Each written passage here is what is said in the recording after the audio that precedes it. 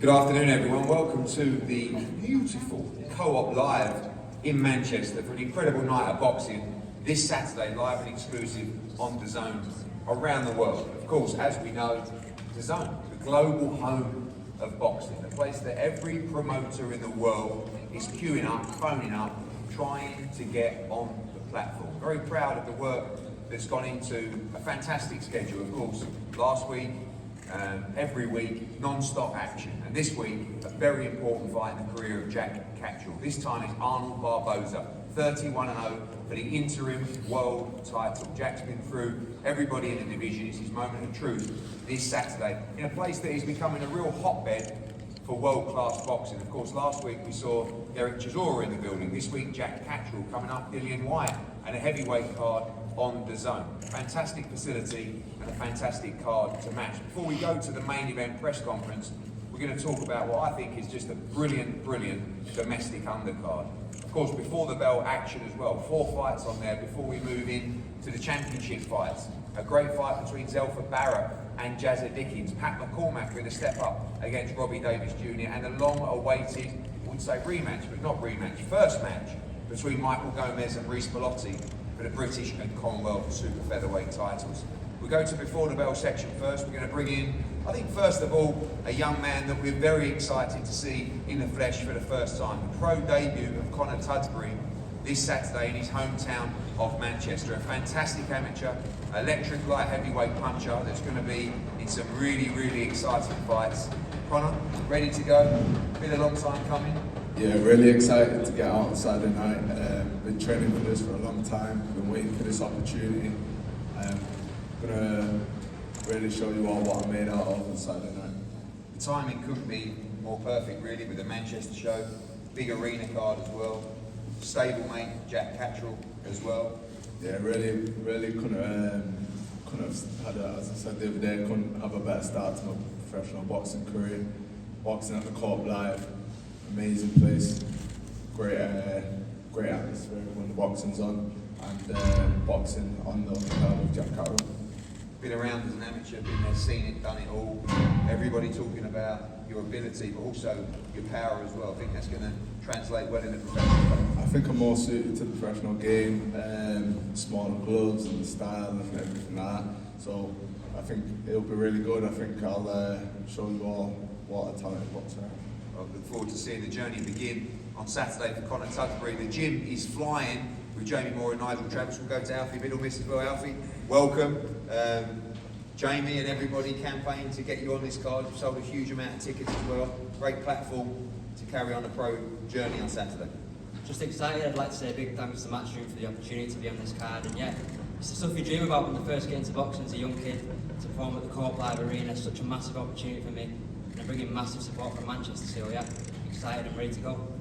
The gym obviously flying at the moment. Jack, Connie, yourself, Pat Brown coming up for the debut, Dave Allen awaiting a big fight as well. So many great fighters. Good place to be. Fantastic. The gym's thriving at the moment, and I'm one of the youngest in the gym, so I'm just learning and improving all the time from all the main fights. And yeah, Manchester boxing's the place to be at the moment, and yeah, it's a hotbed of young, talented fighters, and yeah, it's a great place to be. Well, another man from that setup, of course, huge ticket seller. Great to see the return of Aki Fiaz on Saturday night in Manchester again. Unbelievable amount of ticket sales from you, Aki. Raring to go and get back in there. Yeah, thank you for having us on this amazing show. It's practically the VIP gym show. There's 4 of us on. Gym's flying, and it's Manchester boxing's flying, and our gym will get the forefront in the coming years. And I'm excited to be back, excited for a big performance on Saturday. And thank you to all my supporters that are coming out there. You've been in those championship contests, come short against Berlotti. Plan to get a good solid win on Saturday and then move straight back into championship fights. Yeah, 100%. I like my eyes on that fight, and hopefully we get the winner. Well, another man who is lighting up the professional ranks at the moment is William Crolla. William, welcome. Knockout artist, we know, but as we start to step up, a very experienced fighter, durable fighter. We picked him to give you some rounds on Saturday. I'm not sure that's going to be the case, but hopefully some ring time for you on Saturday night. Yeah, no, like you say, on paper, it's a tough fight. He's boxed over 10 rounds. I think he'll win over a lad who's just boxed for an English title at my weight. And the lads who have beat him are all international amateurs, over 86 fighting amateurs, but they're not me. And I'm going to set about him Saturday night, and I think it'll be a massive statement when I'm the first to stop him. Obviously, activity's been key. When we had the press conference last week, we talked about obviously you've got that March 28th Pat Brown card as well already locked in, but looking to gain some real big momentum early in the year. No, you're 100% fully focused on Saturday night, but the activity is key, and I said Manchester boxing is going to boom again, and I'm privileged to be a part of it. I'm going to be a part of it, and it's going to be some great nights back here. The march continues for William Crolla. 3 brilliant domestic fights to discuss, and all with great narratives as well. Jazza has been involved in some huge fights. Zelfa, great performance last time out against Jordan Gill, looking for that big world championship shot. It didn't come, so he steps up into a big domestic fight. Jazza, we'll start with you. Welcome. Just looking at pictures of you the last couple of days, up at Super Feather, must be really nice. You look really strong, in great condition for this fight. Yeah, I am. I'm in a very good form. Training's been going well. It's hard to be back in here. It's good to be back. It's good to be back on the matchroom show, and yeah, I feel really strong. Liverpool against Manchester, what do you make of the opponent? Sharpshooter, a little bit inactive since that Jordan Gill fight as well, but must win for you on Saturday night. Of course, every fight must win, isn't it? So we're here. Yeah, I will win that. Yeah, I mean, we've been around this Manchester scene here. It's good because it's only Liverpool or Manchester or London that it comes back around, isn't it? Manchester's fine at the minute. It's good, these guys get not too far from home, so yeah, a lot of people coming up. So yeah, it's like you say, it is a must win. Zelfa, obviously we know it must win for you as well, every fight is, but we try the domestic opponent as well. Sometimes when you're looking at these kind of fights in between a world championship fight and that big opportunity, good to have a fight that you can get your teeth into. You know Jazza Dickens, you know he's for real. It'll be a good fight on Saturday. Yeah man, Jazza's a good fighter, and you know, when you're at this level, you fight whoever they put in front of you. Can't really be picky. I believe I'm one of the best in the weight division. He's got to beat you put in front of him. So yeah, he's a good fighter, but you know, I've got goals and aspirations, man. You know, I need to be a world champion, so yeah. How dangerous are these fights? I mean, I guess you're going to tell me your focus, but obviously you are looking for that shot at the world title. You've got a hungry fighter in Jazza Dickens that must win. It's kind of like one of his last rolls of the dice to go and land a big world championship shot as well. Almost a hunted in this fight. Can't afford to take your eye off the ball. Yeah man, this is my second fight like this. You know, obviously with Gill, and then now with Jazza. You know, every fight's important.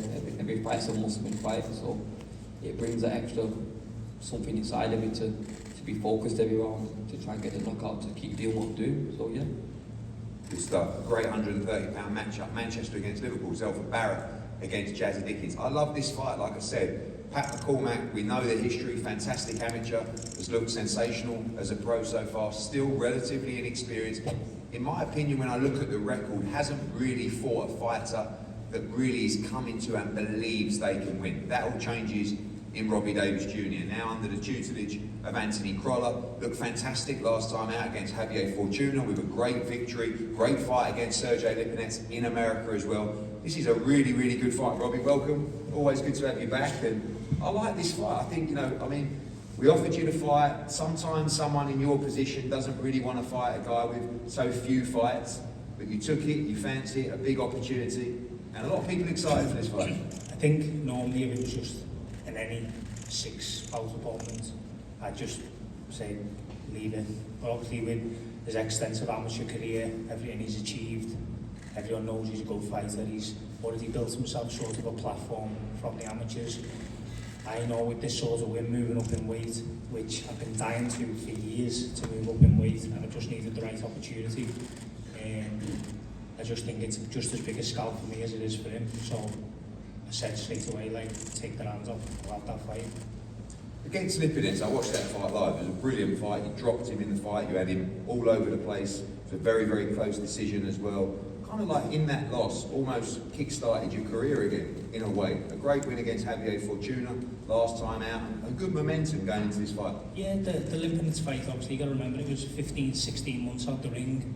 I took the fight on 7 weeks' notice, and even though I'm always in the gym, you're not in camp higher, so there was a lot of things that I would have done differently, and but taking it on away from him, it was a great fight, do you know what I mean? I was over there in their backyard, but, and then going on to another former world champion. That's the sort of calibre I want to be in with, and obviously when this fight came through, you think, oh, he's only had 6 fights, but only be like I was saying before, because of such an extensive amateur career, all the medals and the credentials he's got, it's just a bigger scalp for me as it is for him, so I'm just raring for this fight. And finally, obviously we know he's a very talented fighter, a great amateur career, but I guess you've got to be using your experience at this stage, take him deep in the fight, if you can as well, into those championship rounds. Yeah, definitely. Everyone knows when you watch me fight what you get, you see on the tin. I want to bring it, and hopefully it's a great fight on Saturday night. Pat, finally, I've got to be honest with you, this is always exciting to watch you fight, but now just turns up the heat a little bit. Someone that is very talented, got great pedigree and experience as a pro as well. You know he's coming to win. It starts to get a little bit more serious now. Yeah, I'm buzzing for the fight. Obviously, I've been boxing all my life, won medals all over the world, got all the experience I need, and I'm just ready to step up and start winning belts in the pro ranks. Obviously, I've got 2 belts, and I'm looking to push on this year and get some more. We know about your ability. Do you feel that we're going to see the best of that against the better fighters and those that are actually coming to believe they can win this fight? Yeah, 100%. Obviously, things I'm working on in the gym and that, if they're not coming to win, it doesn't work. So I think Robbie's a good fighter. He's been around for years. I've seen him fight in Newcastle against Lewis Ritson in a good fight. But listen, every dog has its day, and I think my days are coming. And this is the kind of fight that, getting over the inactivity, obviously you fought on the last Catterall card as well, you win this one straight into domestic and Commonwealth and European Championships. Yeah, definitely, but it's a good fight. I'm looking forward to it. I can't wait, and I've my full focus is on getting the job done on Saturday night. Of Newcastle against Liverpool in that one. McCormack, Robbie Davis Jr. Great fight, as is this one. I mean, I still haven't really come to terms with what happened last time. On the Catterall Pro Grade card, everybody was buzzing for Berlotti against Michael Gomez Jr. British and Commonwealth Championships on the line. All of a sudden, Dennis Gilmartin texts Frank Smith, I need to speak to you urgently. When you get a message like that from the British Boxing Board of Control, it is only ever bad news. But news that was really unexpected, that Michael Gomez had fallen ill in the change room, and 1 hour before the fight or so, the fight was off. All the work had been done, the weight had been made, fans were in the arena, and now, thankfully, we get to see it again. Michael, welcome. I just correct you really straight away. Didn't fall in the dressing room. Right. Tell us what happened. I don't really even know what happened.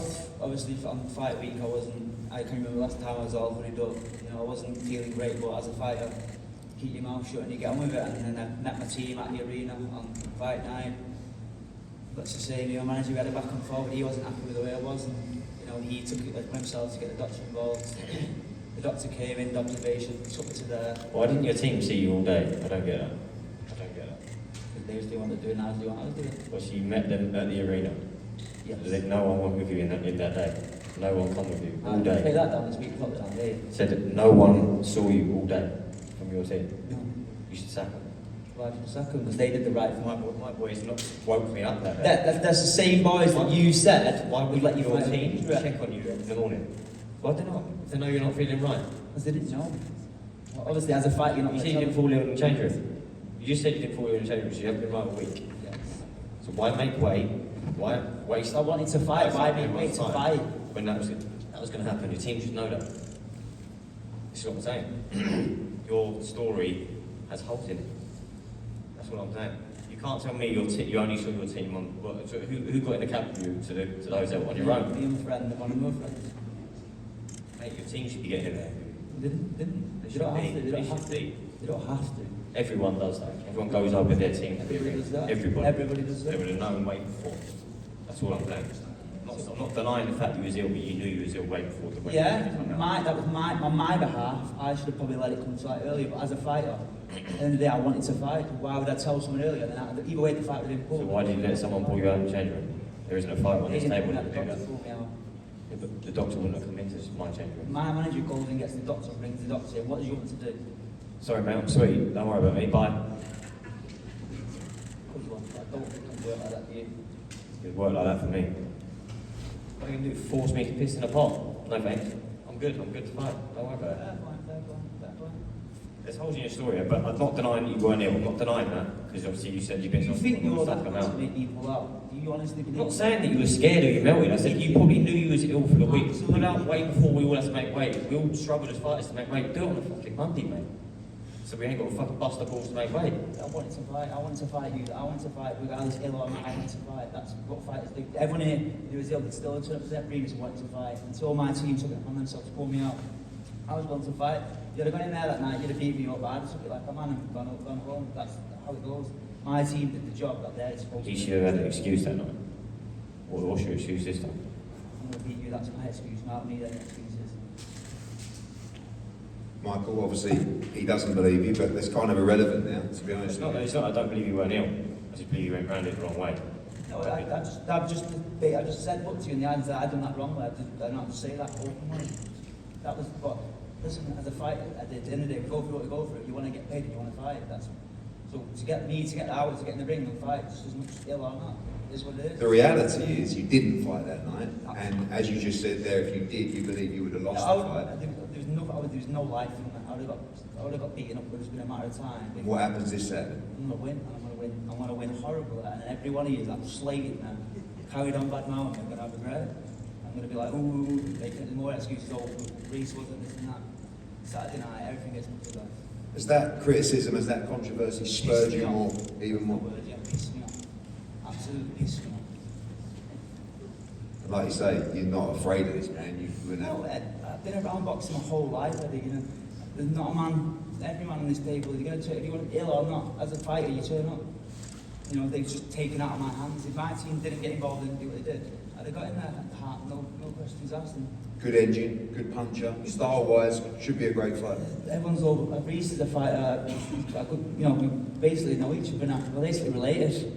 You know what I mean? We've known each other that long. I rate him as a fighter, but you know, just believe on Saturday night I'm going to beat him. How do you beat? I'm going to wear him down and I'm going to stop him.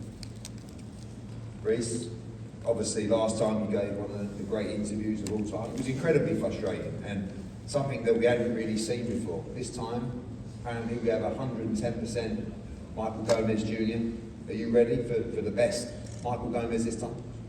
I was ready for the best Michael Gomez last time, and I've had back-to-back camps, so I'm more than prepared. I don't take anything lightly. I don't even think in my head that he's going to pull out. I hope he ain't going to pull out, so I train accordingly. I had a very hard camp, probably a lot harder than the first camp we had. More than prepared, and I can't wait for it.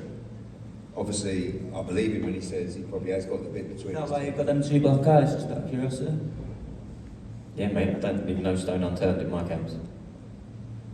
Obviously, last time he did face criticism. We know what happened. He'll be coming in fired up for this one in his hometown.